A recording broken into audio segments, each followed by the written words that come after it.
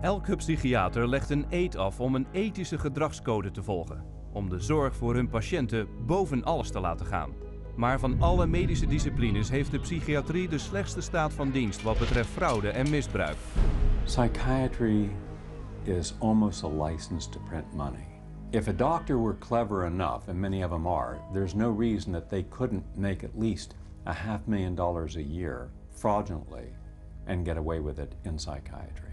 Sinds de eerste editie van de DSM is het aantal geestelijke stoornissen dat na een stemming in het diagnostisch handboek is opgenomen, toegenomen tot 374. En met elke nieuwe stoornis creëren psychiaters weer een nieuwe manier om de mensen te bedriegen. If you have 27 ways to bill in the DSM, that's 27 ways to bill. If you have 300, that's 300 ways to bill. So you can pretty much find anyone walking on the street that could fit into a DSM somehow. When you build insurance companies, you can't say the word. You've got to send in a number.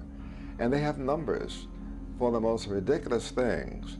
You know, like arguing with your mother or peeing in the bed. All of these so-called diseases are just made up. They're just fabricated. They're fictions of psychiatry imagination. I was diagnosed with a chemical imbalance, manic depression. They diagnosed me with having ADD. He told me I had conduct disorder. ADHD. Mild depression. Major depression. Manic depressive. Borderline personality disorder. Compulsive disorder. Anxiety. Depression and schizophrenia. Depression. Sleep disorder. Identity problem disorder. We don't know if I give you a medication if it is going to work or not. To a certain degree, it's trial and error. You never know if it's the right drug. How many people have I cured? Well, there are no real cures right now in psychiatry. I have cured none of my patients. We're always challenged by our lack of knowledge. I mean, in fact, we don't know what the causes of mental illness are. Most mental illnesses, we do not know the cause. Of course, it would be nice to know exact reasons of disorders, but maybe in the future. I'm the Director of Research at the American Psychiatric Association. We don't know the etiology of really any of the mental disorders at the present time.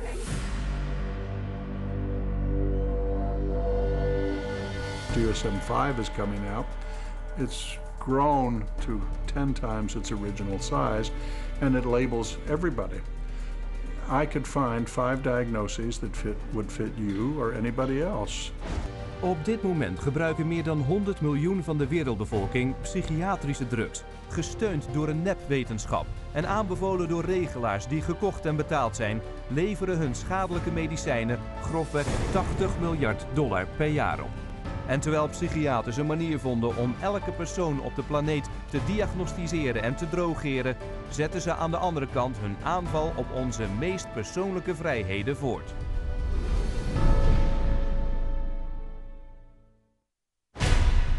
Psychiaters eisen het absolute recht om vast te stellen wat het beste is voor de zogenaamde geesteszieken.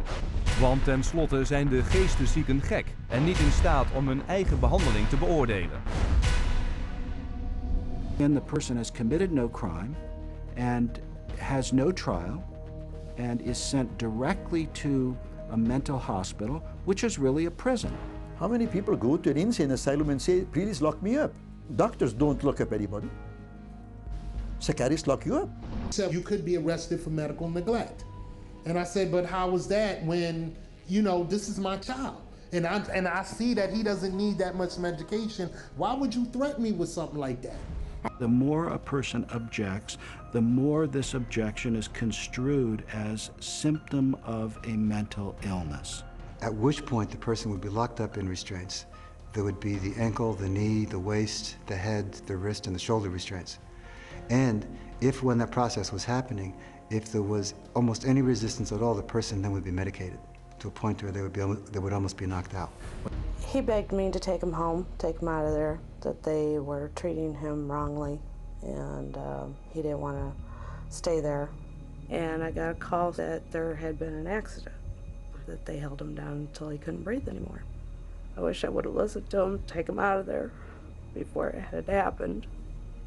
And then I miss him every day. And I wish I could have him back, but I can't. Tot op de dag van vandaag is er niemand voor de moord op dit kind aangeklaagd. A patient would resist diagnosis, resist treatment, and also want to leave treatment while they were at the hospital. And invariably, Every time, that person's situation would be exacerbated until they were put in constraints and medicated, at which point there would be documented reasons to keep that person in treatment. In almost all respects, the staff behaved appropriately, followed the standards. Door misbruik van zwakke of vage wetten in zaken vrijheidsbeperkende maatregelen worden psychiaters en hun staf bijna nooit strafrechtelijk verantwoordelijk gesteld voor bedreiging, mishandeling en moord. I've seen many cases where the mental health professional becomes very disturbed and is using very strange and odd treatments, and that can go on for many years with no one finding out about it because it's not very public. It's quite private. Things happen behind closed doors. As long as we have involuntary mental hospitalization, psychiatry is a prison work. It's a crime against humanity. It is not medicine. Elke minuut van elke dag wordt er iemand gedwongen opgenomen in een psychiatrische inrichting. En als jij denkt dat dit iets is dat jou of iemand die je kent niet kan overkomen, denk dan nog eens. De psychiater zichzelf een winstgevende commerciële onderneming bezorgd, verborgen achter een twijfelachtige interpretatie van de wet. Maar al te vaak begaan psychiaters misdaden die te schaamteloos zijn om genegeerd te worden.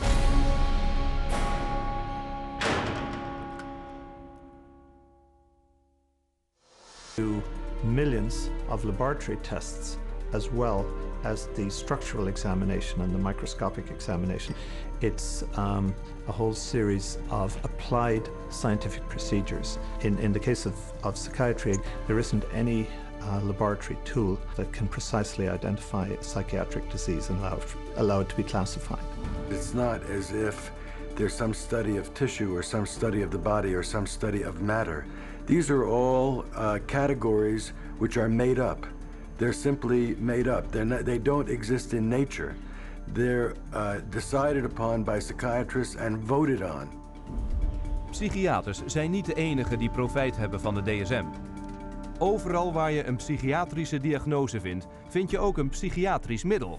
The pharmaceutical corporations now contribute enormous sums of money for the education of psychiatric residents and for the support of research by their professors, so that psychiatry today has become in America, has become very largely learning of which drug to use with which disease or disorder.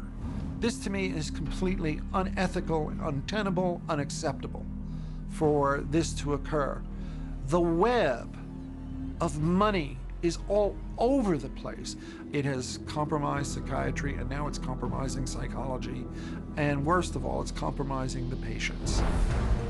In 2006 werd door een onderzoek bekend dat 56% van alle psychiaters die besluiten welke stoornissen er in de volgende DSM moeten worden opgenomen, financiële banden met tenminste één farmaceutisch bedrijf heeft. Vandaag de dag zien we de gevolgen. Een spervuur van middelen, elk bedoeld voor een verzonnen stoornis, die door een geheel willekeurige diagnose uit de DSM wordt ondersteund. The fact that it is couched in the language of science, without necessarily having any of the scientific data or underpinnings to justify it, is as threatening as anything we've seen today. En de laatste en meest dure strategie van de psychiatrie is om mensen voor de gek te houden door echte geneeskunde te imiteren. Hersenscans. We can scan all the brains we want to. The fact that we see changes in different people's brains, changes in functioning, doesn't mean that we've discovered anything that has its origin in the brain. It just means that we're seeing changes, but it doesn't mean that there's something wrong with the brain. They have no reliable measures about precise blood flow patterns for any of the psychiatric disorders using any of the scans. It's marketing. This is marketing. This is not science. This is incredibly effective marketing. It has nothing to do with science. A psychiatric expert who will have one opinion in one scenario and a completely opposite opinion in another scenario based on which law firm or governmental agency is paying for his time. The psychiatrist, on one hand, will tell the public that suicide can be prevented, but will go into court and tell a jury that suicide cannot be prevented. And then